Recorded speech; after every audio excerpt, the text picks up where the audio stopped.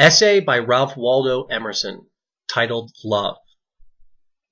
Every soul is a celestial Venus to every other soul.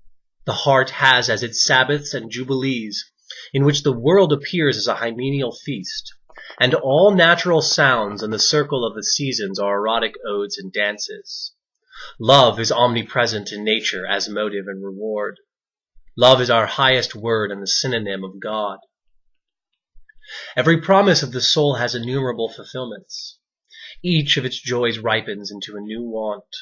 Nature, uncontainable, flowing, forelooking in the first sentiment of kindness, anticipates already a benevolence which shall lose all particular regard in its general light.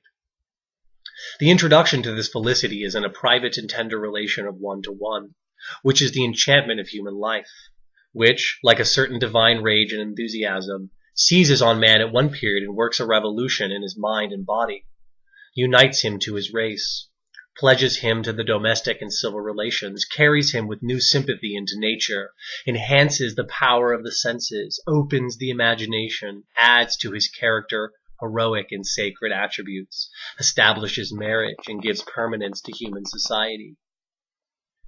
The natural association of the sentiment of love with the heyday of the blood seems to require that in order to portray it in vivid tints, which every youth and maid should confess to be true of their throbbing experience, one must not be too old. The delicious fancies of youth reject the least savor of a mature philosophy, as chilling with age and pedantry their purple bloom. And therefore I know I incur the imputation of unnecessary hardness and stoicism from those who compose the court and parliament of love. But from these formidable censors I shall appeal to my seniors. For it is to be considered that this passion of which we speak, though it begin with the young, yet forsakes not the old, or rather suffers no one who is truly its servant to grow old, but makes the aged participators of it not less than the tender maiden, though in a different and nobler sort.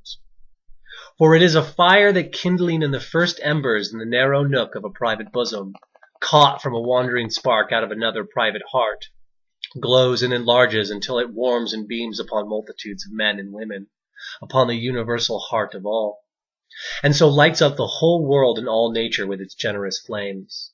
It matters not, therefore, whether we attempt to describe the passion at 20, at 30, or at 80 years. He who paints it at the first period will lose some of its latter, he who paints it at the last some of its earlier traits. Only it is to be hoped that by the patience and the muse's aid we may attain to that inward view of the law which shall describe a truth ever young and beautiful, so central that it shall commend itself to the eye at whatever angle or age beholden.